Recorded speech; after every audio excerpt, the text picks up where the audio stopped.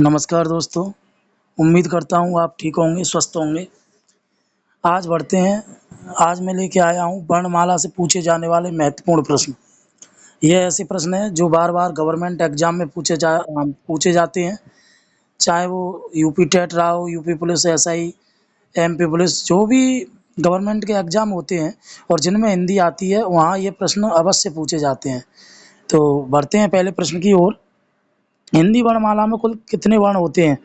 तो हिंदी वर्णमाला में मैंने पढ़ाया है 52 वर्ण होते हैं। इसका सही जवाब यही है। इसमें 11 स्वर, 33 व्यंजन, 4 संयुक्त व्यंजन और 2 द्विगुण व्यंजन मिलाकर 52 वर्ण होते हैं। ठीक है, तो आपका जवाब 52 वर्ण होना चाहिए। प्रश्न संख्या 2 पर बढ़ते हैं।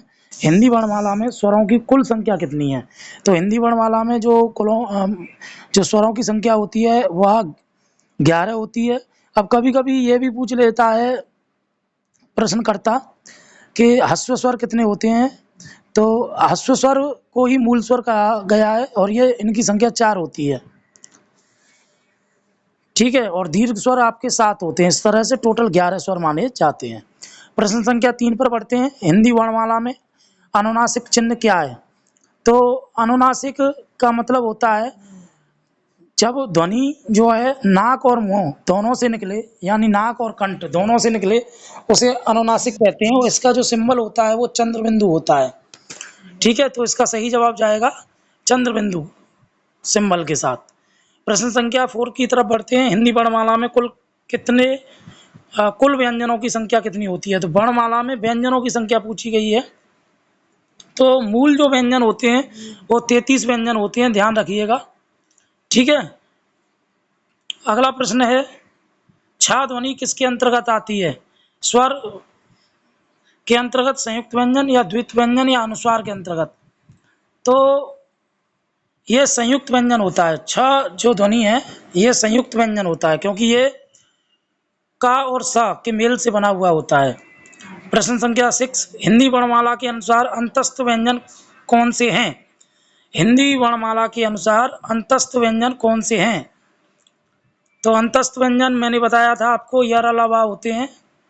इनकी संख्या 4 है। कभी-कभी ये भी पूछ लेता है कि अंतस्थ व्यंजनों की संख्या कितनी है, तो वो आपको बता देना 4।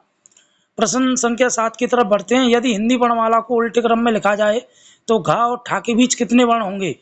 तो अगर हिंदी वर्णमाला को उल्टे क्रम में लिखा जाए तो ग और ठ के बीच में जो है वो 15 वर्ण होंगे, 15 अक्षर होंगे। ठीक है, प्रश्न संख्या 8 की तरफ बढ़ते हैं।